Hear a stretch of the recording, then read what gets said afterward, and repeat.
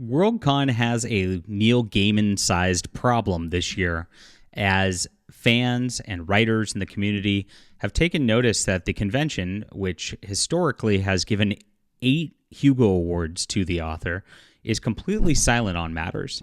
Now, this is par for the course. Worldcon has been notorious for just ignoring the safety potential hazards of its members. They treat everything like a political matter, and it's shown.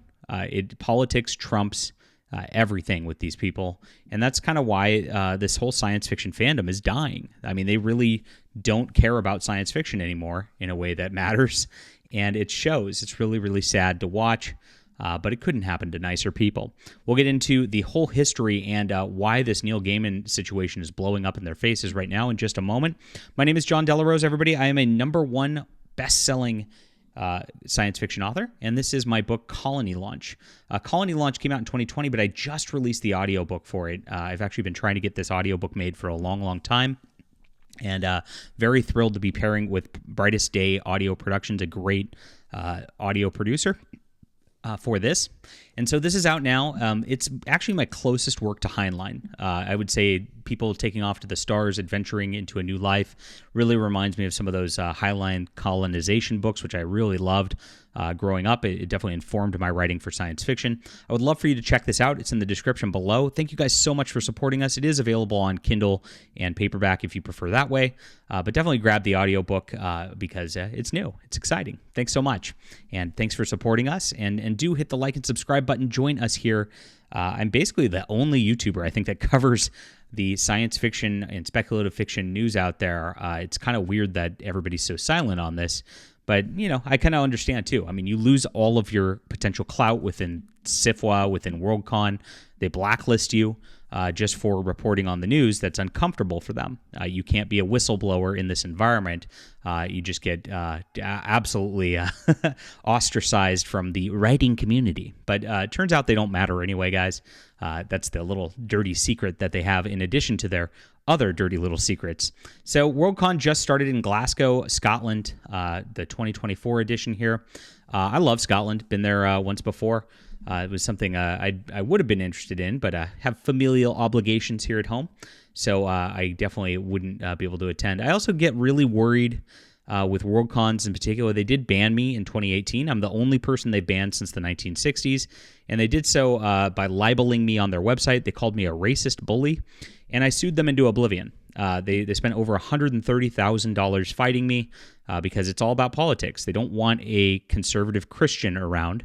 That bothers them. They can't handle that. The diversity and inclusivity people, it's really funny, can't handle a Hispanic man who has different value systems than them. They don't celebrate diversity. Imagine that. But when it comes to serial sex pests, they have a history of just not doing anything. Very, very weird. And it just shows the hypocrisy of the way that these codes of conducts are written at these organizations and just how just completely screwed up they are from top to bottom. Now, Worldcon's had a history, like I said, of weird sexual situations going on. One of those situations involved science fiction writer Walter Breen, a convicted pedophile, and they actually didn't remove him from conventions despite warnings until he actually did have his conviction. Now, his wife, Marion Zimmer Bradley, engaged in a lot of things, according to Moira Grayland's memoir, which talks about how she and others were abused at the World Science Fiction Conventions by the authors and their friends. So there was a whole group of them. It was like they'd go to the hotel rooms and do terrible things. That book called The Last Closet by Moira is really, really hard to get through. I mean, I couldn't stomach it. It's a terrible thing that happened at Worldcon. And this has just been something that's been, part of their history. The convention scene is one ripe for trouble. They have adult-only after-parties.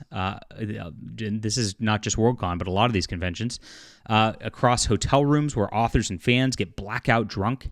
It's led to more than one problem in past with conventions who are notoriously slow to take actions in these situations, which opens up con-goers to more abuse.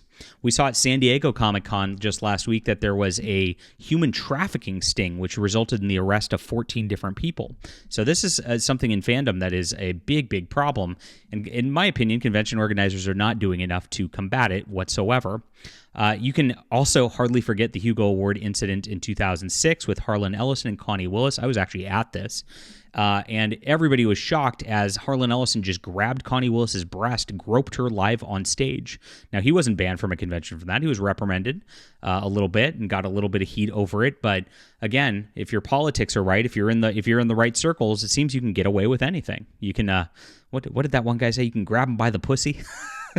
Sorry to be crass, but yes, it's really funny how the double standards are held with all these people. So at Chengdu Worldcon last year, there was a big controversy surrounding the Hugo Awards once again, as a lot of people were removed from the ballot, including Neil Gaiman, who whined about it and complained that it was unfair that he wasn't allowed to get another Hugo Award after he's won 8.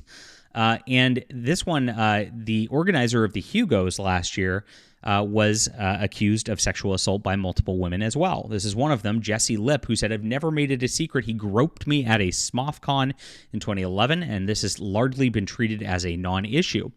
Meg Frank below says, "Dave McCarty is emotionally abusive, generally manipulative, has sexually harassed myself and numerous others.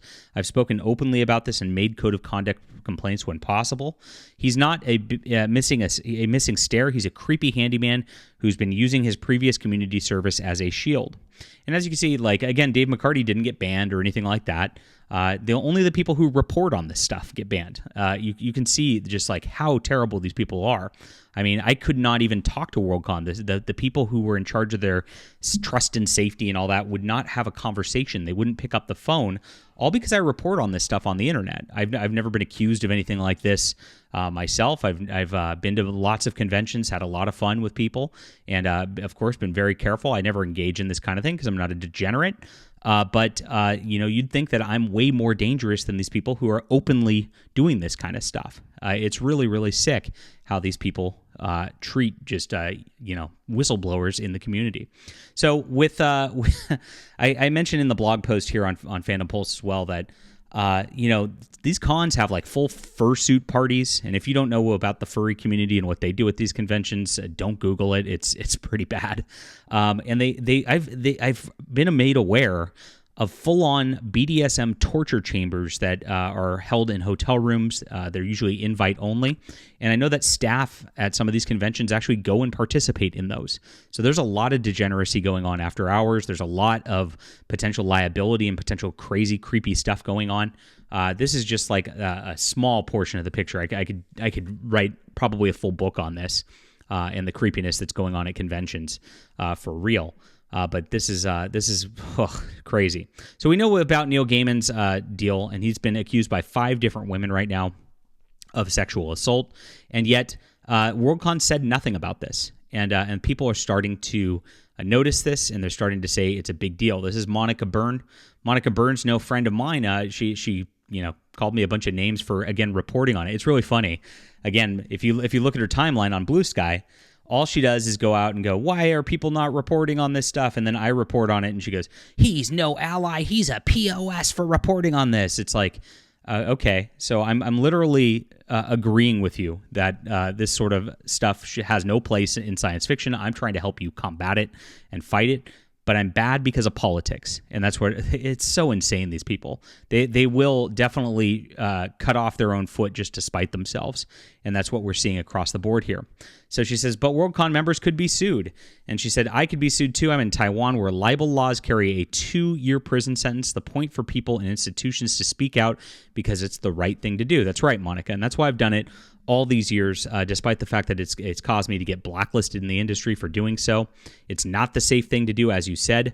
Otherwise, nothing ever changes. And finally, our platform here is getting big enough where we are able to enact change. I mean, these people are starting to fear our commentary here because we actually carry enough weight, enough readership, enough viewership that we can enact change. And I'm I'm going to use that for good, guys. I really am. And thank you for being here. But that's exactly what's been going on over the years. It's taken a lot of years of just fighting and fighting and fighting and not stopping and refusing to shut up in the face of people like Monica trying to cancel me, all because I'm actually saying, hey, guys, it's not good to allow sex pests at your conventions. I mean, you'd think that would not be controversial for me to say, but it's all because I say it, right? And if your response is that Worldcon members have more of a responsibility to ensure there are more Worldcons than to make sure members of its community don't get AR'd by one of its most powerful members, congratulations, you are also an enabler. My question is, if you don't think it's a major institution's responsibility to say anything when one of its members revealed to be a predator, whose responsibility is it? Who should bear the risk? It's got to be someone. Are you really saying it's the sole responsibility of individual victims? Yes, she's 100% right. And again, that's why we do what we do here, because we're here for truth. We're here for justice. We're here for, of course, bringing Christian values back to culture.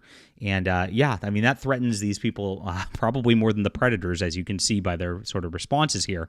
But yes, we are going to take on that risk because, you know what? We care. It doesn't matter whether these people appreciate us for it or not. But there's more to it than that. Adrienne Lee talks about it a little bit. She says, it's totally okay for folks to be mad at them about this, but please note Worldcon 2024 is in Scotland, which has really bad defamation laws. I don't blame them for not wanting to open up a can of worms, given that Neil Gaiman can outspend them by several orders of magnitude. So she says, hey, I wouldn't say anything either because Neil might sue, right? She says, it's very reasonable to want to make a statement. It's also reasonable for them not to do that. They've already super stressed out about censure resolutions being tabled for a business meeting. And Dave McCarty, who we mentioned earlier in the video, has a lot less money than Neil Gaiman. So, yeah, I guess money and power and clout is everything to these people. You're totally cool to not speak out. You're totally cool to not do anything in a Neil Gaiman situation. Why? Because he's such a rock star in the community. But more and more is starting to come out about this, more craziness. We're going to keep reporting on it, and we're going to keep doing what the mainstream media won't because, you know, somebody has to report the news, somebody has to put a stop to this kind of behavior, and somebody has to defend these poor women who are just, getting their lives ruined. All right. Leave a comment down below with what you think about this. Hit the like and subscribe button. Make sure to check out my book, Colony Launch. Grab the audiobook, my friends, or grab one of the other editions. Really appreciate you for being there. We'll be back soon.